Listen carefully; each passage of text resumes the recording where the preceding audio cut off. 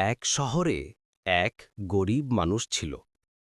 তার কাছে টাকা পয়সা খুব কম, কিন্তু সে সব সময় নামাজ পড়ত, আল্লাহর ওপর ভরসা করত।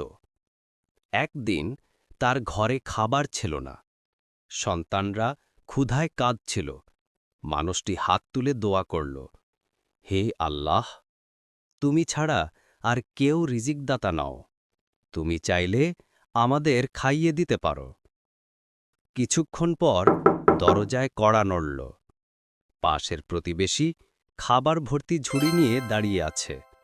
সে বলল, আজ বাজারে বাড়তি খাবার হয়ে গিয়েছিল, তাই তোমাদের জন্য নিয়ে এলাম।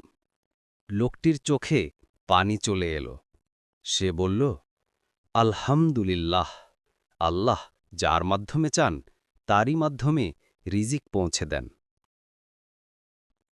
মেসেজ: আল্লাহর উপর ভরসা রাখলে তিনি কখনও কাউকে একা ছেড়ে দেন না। রিজিক শুধু টাকা নয়, খাবার, শান্তি, ভালোবাসা সবই আল্লাহর দান।